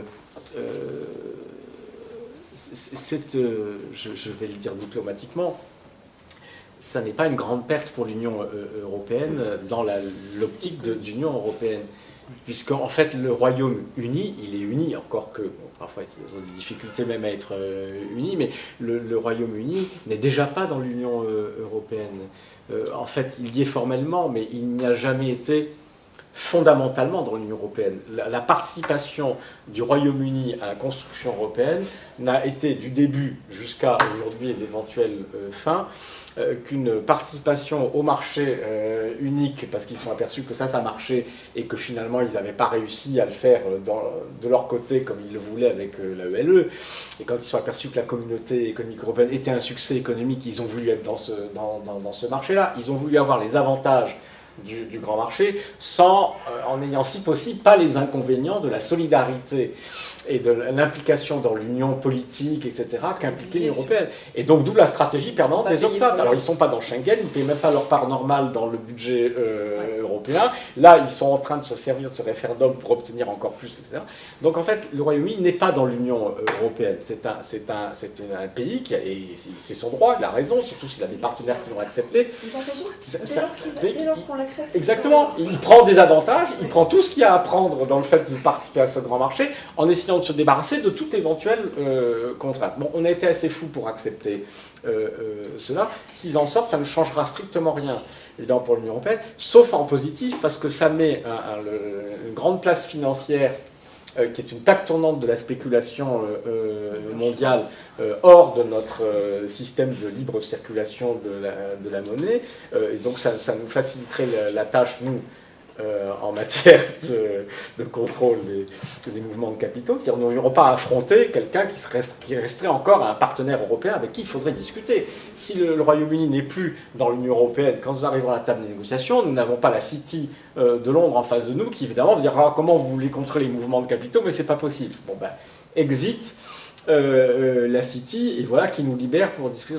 Donc je pense que globalement, c'est plutôt une bonne nouvelle pour eux. Il ne faudrait pas que ça devienne une Europe très très très allemande quand même, encore plus. Oui, c'est le risque que vous pointez, c'est-à-dire s'ils s'en vont, alors il n'y a plus d'alternative à l'expansionnisme. Ah, mais c'était pas vraiment en désaccord. Pourquoi ? Parce que l'Allemagne, elle perdrait un allié fondamental dans le maintien d'une Europe ultralibérale de la libre concurrence. Il y a beaucoup d'intérêt. Qui va s'opposer puisque de toute façon, ils négocieraient de continuer dans la voie du libre-échange. Moi, je pense que bon, il ne faut pas trop faire la fine bouche, mais il faut aussi faire attention aux contre-coups.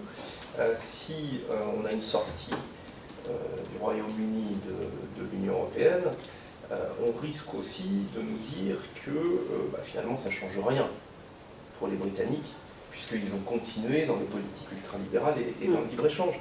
Ce qu'il faut bien montrer, c'est que les négociations en cas de sortie qui se passeraient entre Cameron et l'Union européenne ou entre Mélenchon et l'Union européenne auront strictement rien à voir. Et moi là-dessus, je suis moins optimiste que toi. Je serai un peu plus prudent. En tout cas, je pense que la sortie de la France, soit la sortie de l'Union européenne, soit la désobéissance européenne en récupérant la souveraineté juridique, la sortie de l'euro, enfin tout ce qu'on veut, ce serait un tel coup pour les forces libérales qu'on ne peut pas prévoir leur réaction. On ne peut pas savoir si, et d'ailleurs on ne le savait pas au moment de la Grèce, la question pendant des mois en Grèce, ça a été est-ce que l'Union européenne et les créanciers, le FMI, vont vouloir couler la Grèce pour en faire un exemple, les écraser pour dissuader les autres pays de faire la même chose, Ou est-ce qu'au contraire, ils vont faire des concessions pour la même raison, pour dissuader d'autres pays de faire la même chose? Et je pense qu'on ne sait pas quel serait le comportement vis-à-vis de la France. Et peut-être qu'on est arrivé à un stade où les intérêts de l'Europe du Nord sont tellement forts qu'ils seraient prêts à faire exploser l'Union européenne comme ils seraient prêts à faire exploser l'euro. Je pense que c'est quelque chose qu'il faut envisager. Oui, bien sûr. Ça, c'est pas grave. Alors, ce qui est important, c'est pas grave dans l'absolu. Ce qui est important, c'est que ça veut dire qu'il faut démystifier aussi l'Union européenne. Oui, et puis il il faut prévoir. prévoir. Il ne faut pas rester accroché au fait que, de toute façon, on continuera dans l'Union européenne. Les négociations vont être extrêmement dures, elles vont être longues. Il faudra qu'on dise qu'on va agir pendant les négociations. Enfin, les négociations en Grèce ont pris quoi? Elles ont pris 1 an et demi. Bon, pendant 1 an et demi, ils ont été... Excuse-moi, tu parles de quelle négociation? Parce que les négociations, entre l'élection de Tsipras et le mémorandum qui a été accepté. 6 mois. 6 mois, même pas. 6 mois. Ah, mais il y en a eu 2, c'est-à-dire que sur la On période parle totale avec les deux. Ouais, mais la période clé, c'est 6 mois. En janvier, il était élu, en juin, il était plié. Ouais. Mais c'était déjà plié avant. Pour ça, d'ailleurs, cette question annexe, je comprends pas ce que tu dis là-dessus, sur le fait qu'on se posait la question de savoir quelle était la stratégie des Européens par rapport à la Grèce. Il m'a semblé qu'il n'y avait aucune ambiguïté, il a été clair tout du long, que leur seule intention, et c'était comme ça que c'était perçu par les négociateurs sur place. Pendant les 6 mois, il y a eu des désaccords. Non, il y a eu quelques pays, quelques voix qui pensaient qu'il faudrait faire autrement, mais la stratégie de clé n'a pas changé. Ça a été principalement de les pousser. Même entre dirigeants de l'Union européenne qui avaient les mêmes intérêts, en termes de stratégie, certains avaient des désaccords, oui. se posaient la question oui. de savoir s'il valait mieux les couler direct ou au contraire faire des compromis pour éviter que ça se propage. Et je pense que la question se reposerait pour la France. Et que, en tout cas, moi, les négociations, je les vois pas comme gagner d'avance dans le sens où ils seraient obligés de céder des choses. Ah non, mais bien sûr que non. Mais on n'a pas du tout l'idée que les négociations seraient gagnées d'avance. La seule chose qui est gagnée d'avance, c'est que si le peuple français donne mandat à Jean-Luc Mélenchon et un pouvoir pour ne plus appliquer ce que nous aurons mis dans la liste des choses que nous n'appliquerons plus, nous savons que la sortie, ce ne sera plus appliqué. Parce que c'est la différence de tous les pouvoirs qui ont précédé, qui ont bafoué la démocratie, les engagements et les votes des citoyens. Nous sommes là pour appliquer les citoyens. Donc il n'y aura que deux options. Nous démettre ou partir parce que nous serions dans une situation juridique telle que nous n'aurions pas les moyens de gouverner, ou que nous soyons assassinés par les financiers effrayés par ce qui les attend. Mais à part ces deux options, que je ne souhaite pas et que je ne crois pas tout à fait crédible, la question se posera comme ça. On ne croit pas que la négociation va être facile, tu as raison, la négociation va être très difficile, mais l'issue, il y a une issue qui n'a aucune espèce d'incertitude, et c'est ce qui fait à la fois la brutalité du rapport de force, mais ce qui donne des chances, précisément, à cette négociation. C'est l'inflexibilité de la position de la France sur le fait qu'il va falloir changer.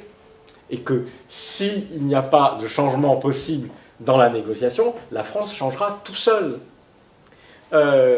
Et donc ça, c'est ça sinon il n'y a rien. Sinon on fait du guignol, on se présente à des élections, puis voilà. Mais je pense que ce qui peut crédibiliser aussi la position de la France, c'est d'anticiper le coup d'après. C'est-à-dire que quand même d'avoir un scénario de sortie. Et donc, c'est ce que vous disiez sur la question des alliés internes et puis éventuellement externes aussi. Et là, pour le coup, on n'en a pas beaucoup parlé. C'est-à-dire, dans l'idée de cette politique de coopération, de solidarité internationale, etc., comment est-ce qu'on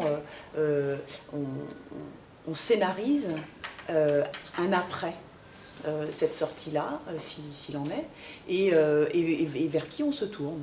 C'est-à-dire... Ouais, pardon. Et un ajout là-dessus, non seulement vers qui on se tourne, mais en plus, cette question de coopération internationale, comment est-ce qu'on peut en profiter pour trouver des entrées, pour créer de la contradiction entre le droit communautaire qui sera encore appliqué pour les négociations et un éventuel droit concurrent, droit communautaire d'une part et droit international d'autre part, parce que profiter que les Two-Pack, Six-Pack soient du droit international pour éventuellement signer d'autres accords internationaux qui soient en contradiction. Voilà. La question des multinationales, est-ce que c'est une entrée Qu'est-ce qu'on peut contester? Des normes comptables? Est-ce qu'on peut contester des normes budgétaires? Enfin, comment on peut, pendant la négociation... Sans tout de suite s'engager dans la création d'une autre organisation, parce qu'on n'a pas le temps. Mais voilà. Ça c'est un travail absolument colossal. Je vois l'heure. Oui, on a 5 minutes. Non, mais je pense qu'il faudrait au moins 2 jours et demi de séminaire pour commencer à répondre un petit peu à ça. C'est vrai. Mais moi, je pense qu'il faut dire clairement que la France est au cœur de la mondialisation par sa puissance économique et par notamment son réseau de multinationales. On a le 4e réseau de multinationales au monde. C'est quelque chose d'absolument gigantesque. On a des investissements, des stocks et des flux d'investissements à l'étranger qui sont absolument énormes. On a des entreprises qui emploient des salariés à l'étranger. Voilà. Je pense qu'à court terme, le meilleur moyen de lancer quelque chose en matière de différent en matière de relations internationales, c'est de changer ça. C'est-à-dire changer cet impérialisme économique, on peut le dire comme ça, de la France dans les pays étrangers et notamment dans les pays du Sud.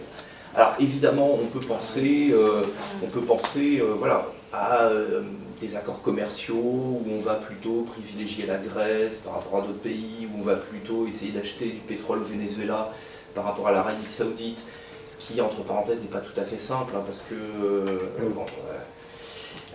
Pourquoi parce que ça ne se substitue pas aussi en facilement. En termes de volume oui, parce que c'est des bateaux, parce que c'est plus long, parce que le pétrole n'est pas de même qualité. Enfin bon, bref, techniquement ça pose des questions, mais sur le principe, on peut afficher ce principe et on pourra l'appliquer, c'est-à-dire développer des relations commerciales différentes avec d'autres pays et commercer sur des bases politiques. C'est-à-dire qu'il n'y a pas de raison que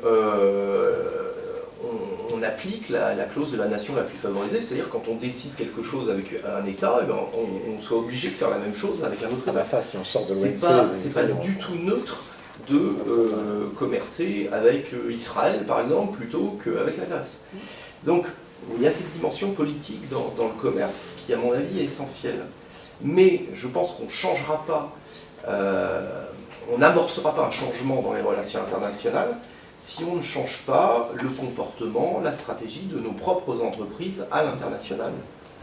Quand vous voyez des entreprises comme Total, comme Areva, comme Vinci, alors qu'il y a des casseroles, c'est absolument incroyable. Voilà, Auchan qui va faire fabriquer au Bangladesh, au Rana Plaza. Vous connaissez ça aussi bien que moi. Ça me paraît évident qu'on ne peut pas parler de changer les relations internationales si on ne change pas ça. Et c'est un sujet extrêmement compliqué parce que ça pose la question du comment. Et le comment, à mon avis, il n'y a pas 36 solutions, c'est la nationalisation, l'expropriation et la nationalisation. Et si on regarde ce qui s'est passé en Amérique du Sud depuis les premières arrivées au pouvoir de gouvernements antilibéraux, les gens qui ont vraiment travaillé cette question disent que si on n'a pas pu aller plus loin dans le changement politique, qui est déjà impressionnant, mais qui se heurte à certaines limites, si on n'a pas pu aller plus loin, c'est pour une raison simple, c'est que les grandes entreprises ont continué à faire ce qu'elles voulaient. C'est-à-dire que Chavez a nationalisé quelques entreprises voilà, pour donner un signal, pour essayer de faire peur, mais il n'avait pas les moyens de nationaliser dans les grandes largeurs, et que le patronat au Venezuela a continué à faire ce qu'il voulait. Et ce qu'il voulait, c'était continuer à exporter, continuer à faire du libre-échange, continuer à placer des capitaux, etc. Et donc, ça veut dire qu'au pouvoir, si on continue à laisser les multinationales françaises font ce qu'elles font aujourd'hui, il n'y a absolument déjà aucune chance de pouvoir les contrôler. C'est pas parce qu'on va mettre des lois en France qu'elles s'appliqueront dans des pays étrangers. Même si quand même on peut créer un régime de responsabilité qui permette d'amener au tribunal des entreprises françaises implantées à l'étranger. Ce serait déjà une belle avancée. Par des règles françaises. Tout à fait. Mais moi je pense que la prise de contrôle est essentielle, filiale comprise, pour pouvoir s'en servir comme un levier de coopération internationale. Si, au lieu d'aller conquérir des marchés, on utilisait ces entreprises pour amorcer des coopérations, pour faire des vrais partenariats, là, on commencerait véritablement à changer la donne. Et là, de proche en proche, on pourrait créer des solidarités, et on pourrait peut-être commencer à imaginer passer des accords bilatéraux, que ces accords bilatéraux, à terme, forment une zone de coopération économique, et que, au bout du bout, eh bien, peut-être qu'on ait un système alternatif à l'Organisation mondiale du commerce. Mais ça, je veux dire, on se projette dans le très long terme, il ne faut pas se raconter l'histoire. J'ai pas mal travaillé sur les questions d'écologie, quand on parlait de créer une organisation mondiale de l'environnement dont le pouvoir serait égal à celui de l'OMC, bon, c'est gentil, mais une fois que vous avez dit ça, vous n'avez rien dit, parce que créer une organisation internationale, ça prend des années, et puis en plus de là, est-ce qu'elle ait un pouvoir aussi important que celui de l'OMC? Voilà, on est dans l'abstraction totale. Mais je pense que ces coopérations, nous, un pays comme la France, avons la possibilité de les faire, mais par contre, il faut s'en donner les moyens. Donc faire de vraies nationalisations, c'est-à-dire pas celles de 81, 82. C'était pas des nationalisations. On a recapitalisé des entreprises et on les a justement orientées vers l'exportation pour en faire des champions internationaux. C'est pas ça. C'est vraiment essayer de changer en profondeur la façon dont les entreprises françaises interviennent à l'étranger. Bien. Oui, juste revenir sur la question vers qui on se tourne. Oui, c'est tout à fait. Ah oui, oui. En fait, vers tout le monde, parce que moi, j'envisage pas la suite comme devant être nécessairement la recréation d'une organisation européenne telle qu'on la connaît. J'aurais plutôt tendance à voir ça comme de futurs accords de coopération bilatéraux, trilatéraux, en fonction des sujets. Par exemple, imaginons qu'il y ait le Brexit demain, on ne cessera pas de coopérer avec la Grande-Bretagne dans le domaine militaire. Donc ça va continuer. Des pays qui ont encore une industrie comme l'Allemagne ou l'Italie ont peut-être envie de passer des accords dans le domaine du commerce international, ce que ne voudraient pas les Pays-Bas, par exemple. De la même façon, il y a des tas de choses qui ne se font pas avec d'autres pays de l'Union. La promotion de la francophonie ne se fait pas dans le cadre européen, ça c'est autre chose. Donc, vers qui on se tourne, moi j'ai envie de dire, vers tout le monde, mais pas pour tout. Voilà. Donc, des choses très pragmatiques en fait. Parce que l'Union européenne, c'est vraiment le truc pas du tout pragmatique qui a voulu faire avancer tout le monde d'un même pas. Il y avait des coopérations renforcées, des choses comme ça. Oui, mais de la coopération internationale à 2-3 sur des sujets très circonscrits avec ceux qui veulent, me semble plus réaliste. Ouais. Et puis j'ajoute même que, il ne faut pas limiter la coopération à la coopération entre États. On peut très bien coopérer avec des collectivités locales et faire des choses tout à fait intéressantes. Une ville qui est gérée par Podemos, il y a sans doute beaucoup plus de choses à faire. Alors, effectivement, c'est pas à la même échelle, mais ça reste de la coopération. Il y a beaucoup plus de choses à faire avec une ville qui est gérée par Podemos qu'avec un État comme la Finlande, par exemple, qui est sur des positions totalement ultralibérales. Et sur la francophonie, là, il y a un enjeu absolument majeur. Quand on parle de changer les relations internationales, il faut absolument revoir de fond en comble la francophonie et les politiques, la diplomatie en direction des pays africains. Et je veux dire, c'est des choses, c'est pas effectivement recréer quelque chose au niveau européen, mais c'est des choses qui prouveront qu'on est dans une logique de coopération. Je crois que c'est par la preuve qu'on arrivera à montrer qu'on peut coopérer en dehors des institutions européennes, pas autrement. Merci. Merci beaucoup. Bon, malheureusement, il faut que ça s'arrête. Parce que Merci. on doit recevoir encore des gens. C'est pour la bonne cause, on espère. On espère que c'est pour la bonne cause. Non, Non, parce que moi, franchement, les quand même Allemands. mieux parti à une certaine époque. Bon, ben, moi je suis désolé, hein. Ah, J'en reviens de l'Europe. Ben, je peux vous dire que ça s'arrange pas.